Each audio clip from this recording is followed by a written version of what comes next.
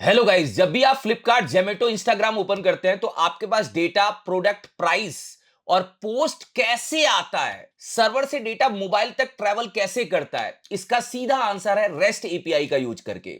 तो आज के इस वीडियो में हम रेस्ट एपीआई के बारे में सिंपल तरीके से समझेंगे, जिससे आप रेस्ट एपीआई को कभी भूल नहीं पाएंगे।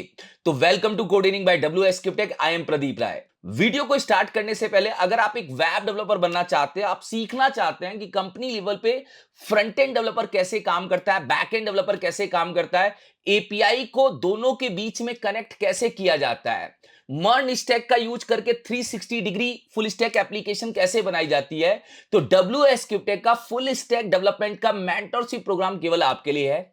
यहां पे आप मर्ज स्टैक का यूज करके वेब डेवलपमेंट सीखने वाले हैं। फिर हम यहाँ पे पाइथन प्रोग्रामिंग भी सीखेंगे। साथ में डीएसए का यूज करके हम टाइम और कॉम्प्लेक्सिटी के लॉजिक्स को यहाँ पे समझेंगे। जनरेटिव एआई का यूज करके हम अपने प्रोडक्ट के अंदर बहुत सारे कंपैरिजंस के टूल बनाने वाले हैं। और साथ में हम लाइव प्रोजेक्ट जैसा एक्सपीरियंस भी लेंगे। यहां पे हम बहुत सारी लाइव वेबसाइट जैसा क्लोन भी बनाने वाले हैं। यहां पे आप मिंत्रा का क्लोन बनाएंगे, जोमैटो का क्लोन बनाएंगे, रेड बस जैसी वेबसाइट का क्लोन बनाएंगे, ब्लिंकिट जैसी वेबसाइट का क्लोन बनाने वाले हैं। ये सारा एक प्रैक्टिकल एक्सपीरियंस होगा, जैसे कंपनी लेवल पे प्रोजेक्ट में काम किया जाता है। तो ये एक पूरा 100% प्रैक्टिकल अप्रोच के साथ में बना हुआ एक मेंटरशिप प्रोग्राम है, जो आप लोगों को जॉब रेडी बनाएगा। अगर आप लोग भी इंटरेस्टेड हैं तो फॉर्म का लिंक डिस्क्रिप्शन में मिल जाएगा। चलिए हम वीडियो की तरफ बढ़ते हैं। देखिए, रेस्टफुल एपीआई का काम क्या होता है। रेस्टफुल एपीआई का काम है क्लाइंट और सर्वर के बीच में डेटा एक्सचेंज करना। अब क्लाइंट और सर्वर के बीच में डेटा एक्सचेंज करने का तरीका क्या है, इसके बहुत सारे रियल एग्जांपल हो सकते हैं। यहां पे आप मानिए कि क्लाइंट आपका ब्राउजर हो सकता है, क्लाइंट आपका मोबाइल एप्लीकेशन हो सकता है, क्लाइंट आपकी वेब एप्लीकेशन हो सकती है, सर्वर वो होता है जहां पे डेटा पड़ा होता है। तो उन दोनों के बीच में कम्युनिकेशन कराने का काम करती है एपीआई। रेस्टफुल एपीआई का यूज करके आप दोनों के बीच में कम्युनिकेशन कराते हैं। तो एपीआई एक ब्रिज है जो दोनों के बीच में कम्युनिकेशन करती है। यहां पे एक रियल एग्जांपल लीजिए। मान लीजिए आप किसी रेस्टोरेंट में जाते हैं, तो आप वेटर को बोलते हैं कि मुझे ये प्रोडक्ट चाहिए, पनीर बटर मसाला। आपने क्या किया, ऑर्डर किया। एक एग्जांपल के लिए आपने दाल मखनी ऑर्डर की, आपने रोटी ऑर्डर की। तो वेटर इस समय एपीआई है।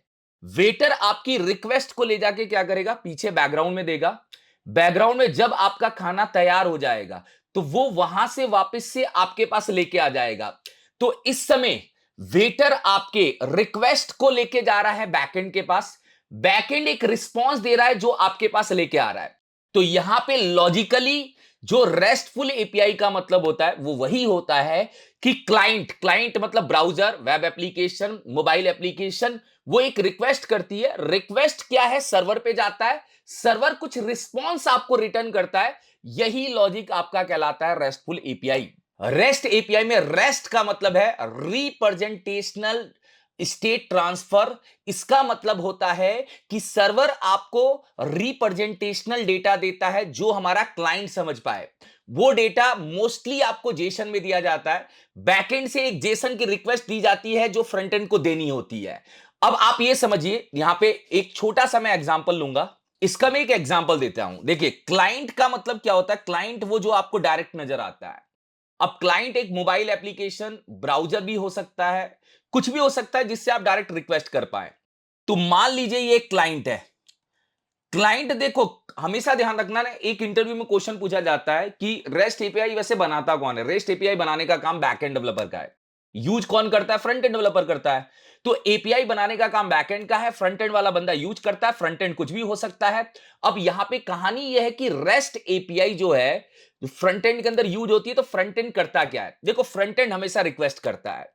फ्रंट एंड का काम है रिक्वेस्ट करना। फ्रंट एंड एक रिक्वेस्ट करता है। तो फ्रंट एंड यहां पे भाई कुछ भी हो सकता है। आपकी ऐप हो सकती है, मोबाइल एप्लीकेशन हो सकता है, डेस्कटॉप एप्लीकेशन हो सकता है, वेब ब्राउजर आपका फ्रंट एंड हो सकता है।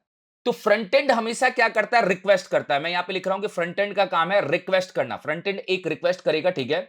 रिक्वेस्ट किसके पास जाती है, रिक्वेस्ट जाती है सर्वर के पास। सर्वर के पास या बैकएंड बोल सकते हैं, वैसे सर्वर बोला जाता है, सर्वर के पास जाती है। यहां से रिक्वेस्ट सर्वर के पास जाती है। तो एक्चुअली एपीआई एक ब्रिज है। यहां पे बीच में एपीआई लगी होती है, बिल्कुल क्लियर है। यहां से जो रिक्वेस्ट है वो पहले एपीआई के पास जाती है और एपीआई से सर्वर के पास जाती है। एपीआई से किसके पास जाती है? सर्वर के पास जाती है। और सर्वर आपको हमेशा एक रिस्पॉन्स देता है। रिस्पॉन्स वो है जो सर्वर हमें क्या करता है? लौटाता है। तो सर्वर जो रिस्पॉन्स देता है वो वापस से क्लाइंट के पास क्या करता है? ट्रेवल करता है। तो रिक्वेस्ट और रिस्पॉन्स के इस प्रोसेस के बीच में जो लगा होता है वो होता है एपीआई। आप कोई भी एप्लीकेशन उठाइए, एप्लीकेशन का मतलब मैं यहां पे बात कर रहा हूं, मान लो फ्लिपकार्ट उठा लो, आप यहां पे मिंत्रा उठा लो, जोमेटो उठा लो, आप मोबाइल एप्लीकेशन की बात करिए, वहां पे आप फोन नंबर देते हैं। फोन नंबर देते ही आपके पास ओटीपी आता है, तो फोन नंबर पहले जाता है सर्वर के पास, सर्वर ओटीपी भेजता है और सर्वर एक रिस्पॉन्स लाके आपके फ्रंट एंड को देता है। तो एक्चुअली हमेशा फ्रंट एंड रिक्वेस्ट करता है और बैक एंड क्या करता है? एक रिस्पॉन्स देता है। पर एपीआई बनाते समय कुछ हमें रूल और कुछ पैटर्न फॉलो करना पड़ता है। अब यहां पे मैं बात कर रहा हूं, मान लो कि आप किसी मोबाइल एप्लीकेशन पे काम कर रहे हो। अब रिस्पॉन्स जो होता है, देखो ये ध्यान रखना, रिक्वेस्ट और रिस्पॉन्स के बीच में एपीआई है। यहां पे एक मोबाइल एप्लीकेशन है, यहां पे आप ये समझिए कि मोबाइल एप्लीकेशन से आपने रिक्वेस्ट की, रिक्वेस्ट करने के बाद सर्वर ने कुछ रिस्पॉन्स दिया। अब देखो, रिप्रेजेंटेशनल स्टेट ट्रांसफर का मतलब क्या है? रेस्ट का मतलब है कोई ऐसा फॉर्मेट जो हमारा क्लाइंट और सर्वर समझ पाए। एक्चुअल में क्या होता है, मोस्टली जब भी आप एपीआई बनाते हैं तो एपीआई के अंदर जब भी कोई रिस्पॉन्स आता है वो जेसन के फॉर्म में आता है। ज्यादातर आप यहां पे जेसन के फॉर्म में ही रिस्पॉन्स देते हैं। जेसन मतलब एक तरह का डेटा टाइप है, जावास्क्रिप्ट ऑब्जेक्ट नोटेशन, जिसका जो ये डेटा टाइप है, ये डेटा टाइप किसी भी लैंग्वेज के अंदर यूज हो सकता है। यहां पे मैं बात कर रहा हूं, फ्रंट एंड आपका जावास्क्रिप्ट भी हो सकता है। मतलब अगर आपने फ्रंट एंड की एप्लीकेशन को जावास्क्रिप्ट में बनाया है और बैक एंड की एप्लीकेशन को पाइथन में बनाया है और दोनों के बीच में कनेक्शन कराने का काम भाई एपीआई के थ्रू होगा, मगर एपीआई में डेटा किस टाइप का होना चाहिए? जेसन। तो जेसन एक ऐसा डेटा टाइप है जो दो लैंग्वेज आपस में क्या कर सकते हैं? समझ सकते हैं। ऐसा कभी नहीं होगा कि पाइथन का लिस्ट जो जावास्क्रिप्ट का एरे वो दोनों सिमिलर नहीं, मगर पाइथन के अंदर का जो जेसन बन के आएगा डेटा, वो जावास्क्रिप्ट आराम से क्या कर सकती है? समझ सकती है। अब यहां पे अगर मैं एग्जांपल दूं, जेसन भी हो सकता है आपका रिस्पॉन्स, आपके रिस्पॉन्स में एचटीएमएल कोड भी हो सकता है। भाई सर्वर हमें क्या कर सकता है? एचटीएमएल का कोड भी दे सकता है। फिर आपके रिस्पॉन्स के अंदर यहां पे एक्सएमएल भी हो सकता है। मगर अब मुझे बताइए, अगर मैंने मोबाइल एप्लीकेशन से कोई रिक्वेस्ट की, वो रिक्वेस्ट भाई कुछ रूल को फॉलो करके कहां चली गई? बैकएंड के पास चली गई। बैकएंड ने यहां पे कुछ डेटा निकाला और डेटा निकाल कर रिस्पॉन्स में रिटर्न कर दिया।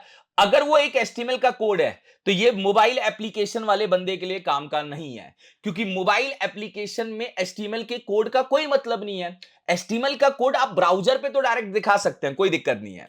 पर यहां पे अगर हम बात करें कि अगर मुझे रिस्पांस मोबाइल एप्लीकेशन डेवलपर को देना है तो आपको जेसन ही टाइप का रिस्पांस देना पड़ेगा। तो रिप्रेजेंटेशनल डेटा का मतलब यही हो गया कि हम जेसन के डेटा में लेन देन करते हैं जिससे दोनों चीजें आपस में समझ पाए। अब रेस्टफुल एपीआई में सबसे मजेदार बात यह होती है कि आप फ्रंट एंड भी इंडिपेंडेंट बना सकते हैं और बैक एंड भी इंडिपेंडेंट बना सकते हैं और दोनों को एपीआई के थ्रू कनेक्ट कर सकते हैं। अब रेस्टफुल एपीआई क्या करता है? कुछ रूल और कुछ पैटर्न फॉलो करता है। मतलब अब हमेशा ध्यान रखिए कि एपीआई एक तरह का यूआरएल होता है। मतलब एक्चुअली एपीआई जो होता है वो एक तरह का यूआरएल होता है। अब भाई वेब यूआरएल ही होगा, एक तरह का क्या होगा? वेब यूआरएल ही होगा, जिसमें आप कोई डेटा दोगे, भाई वो यूआरएल डेटा दे भी सकता है और डेटा ले भी सकता है। तो एक्चुअली एपीआई जो होता है, एपीआई जब भी बनता है, मतलब एज ए बैकएंड डेवलपर जब मैं एपीआई बनाता हूं, एपीआई को बनाते समय हमारे पास कुछ एचटीटीपी मेथड्स होते हैं जो मैं यहां पे क्या करता हूं? फॉलो करता हूं। ये ध्यान रखिए, एचटीटीपी मेथड्स कौन कौन से होते हैं? देखिए, क्योंकि आप जब भी कोई यूआरएल बनाओगे तो वो एपीआई का यूआरएल जो होगा वो एचटीटीपी मेथड्स के रूल को फॉलो करेगा। ऐसा नहीं होगा कि मैं एपीआई बनाऊं और लगा दूं, नहीं। आपको एपीआई बनाते समय एचटीटीपी मेथड्स के रूल को फॉलो करना पड़ेगा। अब एचटीटीपी मेथड्स में क्या क्या हो सकता है? एक हो सकता है गेट मेथड। गेट मेथड का काम होता है, ये डेटा देने का काम करता है, मतलब ये डेटा को देने का काम कर सकता है। मतलब एक तरह से आप ये कह सकते हैं कि ये रीड वाला डेटा देने का काम करता है।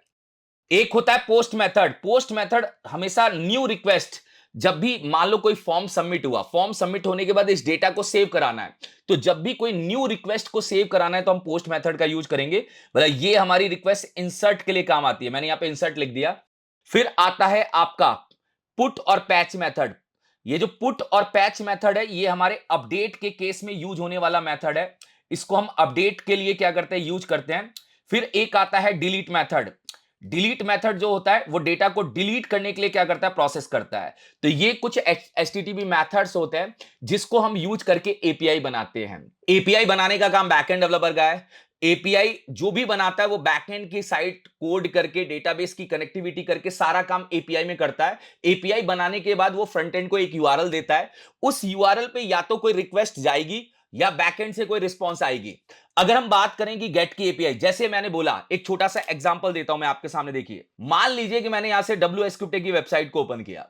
अब WSCryptek की वेबसाइट पे हमने लॉगिन पे गए और यहां जाके मैंने कोई नंबर डाला। मैंने यहां जाके 9269698122 यहां पे प्रेस किया। राइट क्लिक करके इंस्पेक्ट करके हमने यहां पे क्या किया, मैं आपको बताता हूं। एपीआई जब भी बनती है या एपीआई जब भी हम देखते हैं तो कहां देखते हैं, नेटवर्क के अंदर। एपीआई हमेशा नेटवर्क के अंदर देखी जाती है। अब लॉजिकली क्या होगा, आप इस पे हिट करिए। जैसे ही आप हिट करेंगे, हिट करते ही एक नेटवर्क जनरेट होगा। यहां पे देखना ध्यान से। अब जो नेटवर्क जनरेट हुआ है, यहां पे देखो एक लॉगिन का नेटवर्क जनरेट हुआ है। लॉगिन के नेटवर्क के अंदर हेडर्स में जाना, रिक्वेस्ट का यूआरएल क्या है, ये हमारी एक एपीआई है। जो एपीआई क्या करेगी, लॉगिन करने का काम कर रही है। जिस एपीआई का काम है भाई एक तरह का ओटीपी देना।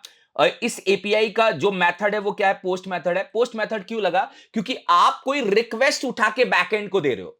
देखो, जब भी कोई डेटा दिखाने का काम होगा वहां पे गेट की एपीआई यूज होगी। अब आप यहां से कोई रिक्वेस्ट दे रहे हो कि ये फोन नंबर है, इस फोन नंबर पे ओटीपी भेजना है। तो फोन नंबर हमेशा ध्यान रखना, या कोई भी फॉर्म के सबमिशन के बाद अगर कोई डेटा बैकएंड के पास जा रहा है तो वो फिर एपीआई के थ्रू ही प्रोसेस करेगा। यहां पे कहानी क्लियर है कि अगर मैं यहां पे पेलोड के अंदर जाके देखूं तो यहां पे देखो आपका फोन नंबर गया है, टाइप मोबाइल है, कंट्री का कोड गया है। ये डेटा कहां पहुंचा है, बैकएंड के पास। अब आप ये समझ जाइए कि ये जो एपीआई का यूआरएल है, ये यूआरएल पे काम जो किया होगा वो किसने किया होगा, बैकएंड डेवलपर ने किया होगा। इस एपीआई पे बैकएंड डेवलपर ने पूरा काम कर रखा है। बैकएंड डेवलपर क्या करेगा, इस नंबर को लेके ओटीपी भेजने का काम करेगा और आपको रिस्पांस में क्या दे रहा है कि स्टेटस 1 है, स्टेटस कोड 200 है और मैसेज ओटीपी सेंड सक्सेसफुली, जो आपके सामने यहां पे आ रहा है। तो एक्चुअल में आप ये समझो, इस एपीआई को बनाने का काम बैकएंड का है, मगर मेथड इस समय इसका क्या है, पोस्ट है। अब मैं एक और एग्जांपल आपके सामने दे सकता हूं। जैसे मान लीजिए यहां जाते हैं, इसको कट कर देते हैं। मैं एक वेबसाइट आपके सामने यहां पे ओपन करता हूं। आशापूर्णा एक वेबसाइट है। देखो, मैंने इसको यहां से क्या किया, ओपन किया। राइट क्लिक करके इंस्पेक्ट करके नेटवर्क में जाते हैं। नेटवर्क में सारी एपीआईज के यूआरएल दिख जाते हैं। देखो, यहां पे देखिए एक प्रॉपर्टी की एपीआई है। अब प्रॉपर्टी की एपीआई कौन से मेथड की है, ये भी पोस्ट मेथड की है। वैसे ये डेटा दिखाने की एपीआई है। अब जो भी गेट मेथड की एपीआई होती है वो ब्राउजर पे डायरेक्ट चल जाती है। ये क्यों नहीं काम कर रही, क्योंकि इस एपीआई का जो मेथड है वो है पोस्ट। पोस्ट मेथड की एपीआई वैसे डेटा दिखाने के लिए हम कम यूज करते हैं, हम ज्यादातर डेटा को सेव करने के लिए यूज करते हैं। तो एपीआई के बारे में मैंने बहुत सारी चीजें बैकएंड से रिलेटेड आपको बता दी, पर एपीआई मेनली एक तरह का ब्रिज, एक तरह का कॉन्सेप्ट, एक तरह का मेथड जो क्लाइंट और सर्वर के बीच में कम्युनिकेशन कराने का काम करेगा। तो अभी आपको एपीआई से रिलेटेड बहुत सारी चीजें क्लियर हो गई होंगी। Thank you so much guys.